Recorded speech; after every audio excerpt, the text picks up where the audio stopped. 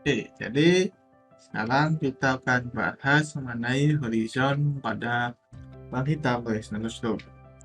Kita tinjau metrik Reisner Storm seperti ini dan singularitasnya itu dicapai ketika R sama dengan 0 dan juga ketika suku yang ada di dalam kurung ini itu sama dengan 0 juga. Jadi 1 minus Rs per R ditambah RQ kuadrat per R kuadrat sama dengan 0. Kita sudah pernah mendapatkannya. Maka kita akan dapatkan dua solusi menggunakan rumus ABC, yaitu RH minus dan RH plus. Nah, dan juga diskriminan dari persamaan kuadrat itu adalah delta sama dengan Rs kuadrat per 4 per RQ minus RQ kuadrat adalah suku yang ada di dalam akar. Nah, kalau kita plot G00 atau GTT di sini kita plot, di sini kita akan dapatkan tiga kemungkinan gitu ya, kemungkinan grafik bahwa di sini setiap titik ketika GTT itu atau G00 itu sama dengan 0 itu menunjukkan horizon. Nah, di sini dua garis patah-patah ini itu menunjukkan ketika RS-nya itu sama dengan 2RQ. Jadi di sini itu menunjukkan bahwa hanya ada satu horizon.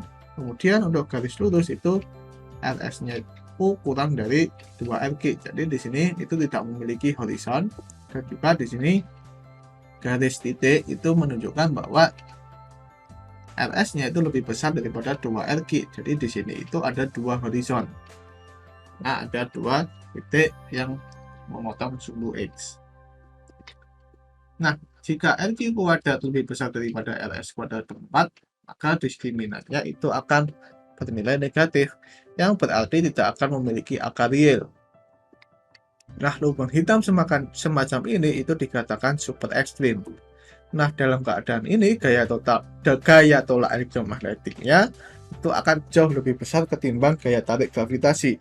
Artinya, lubang hitam seperti ini itu tidak mungkin pernah tercipta gitu ya. Jadi kita nggak bakal mendapatkan lubang hitam yang seperti ini. Jadi ya dia akan terpencar terlebih dahulu atau menunggu netral dulu baru tercipta.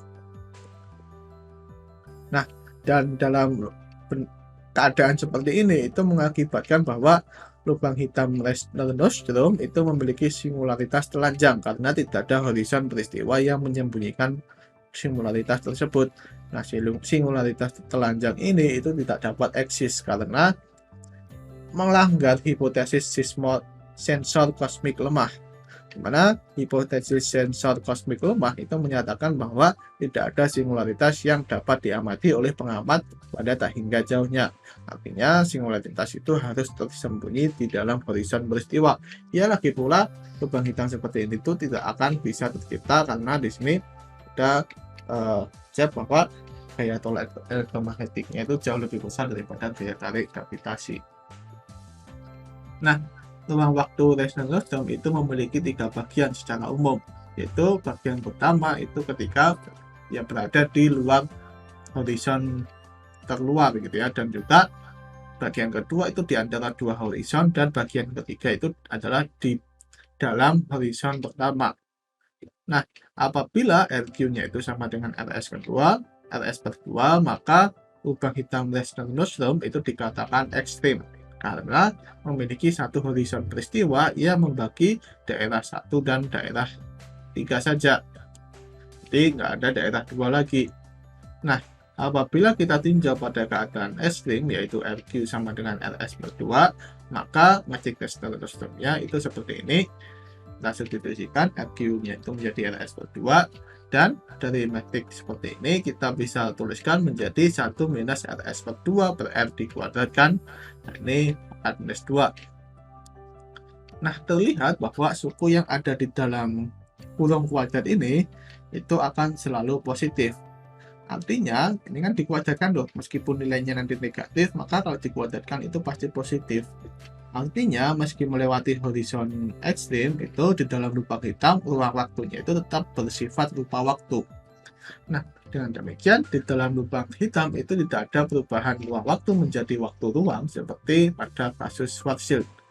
Dengan demikian, tidak ada daerah horizon yang bersifat rupa waktu. Maka, karena daerah di dalam horizon itu bersifat rupa waktu, maka di dalam lubang hitam itu benda dapat keluar dari lubang hitam. Nah, masa depan benda itu tidak akan selalu menuju ke singularitas karena nggak berubah menjadi rupa ruang. Nah, ketika lubang hitam itu memiliki dua horizon peristiwa, pada daerah satu itu ruang waktu bersifat rupa waktu. Ya jelas ya, ini berada di luar lubang hitam. Namun setelah melewati daerah dua, ruang waktunya itu akan berubah menjadi rupa ruang. Jadi ini sama seperti ketika berada di dalam horizon Schwarzschild. Nah, kemudian setelah melewati daerah dua, ruang waktunya itu akan bersifat rupa waktu kembali gitu ya. Jadi melewati daerah ketiga di dalam jari-jari atau di dalam horizon terdalam gitu ya. Nah, ini nanti kita akan tunjukkan dengan koordinat Eddington. Nah, hal ini menyatakan bahwa ketika benda pada daerah ketiga itu tidak harus menuju ke singularitas. Ya, kita bisa dengan tenang bersantai di daerah ketiga. Hanya saja benda itu tidak bisa keluar dari lubang hitam. Karena udah keluar dari lubang hitam, kita harus melewati daerah kedua. Dan daerah kedua itu bersifat rupa ruang. Jadi percuma saja ketika kita menuju ke daerah kedua, pada daerah kedua kita akan dilemparkan kembali ke daerah ketiga. Kita nggak bisa menuju ke daerah pertama kembali. Gitu.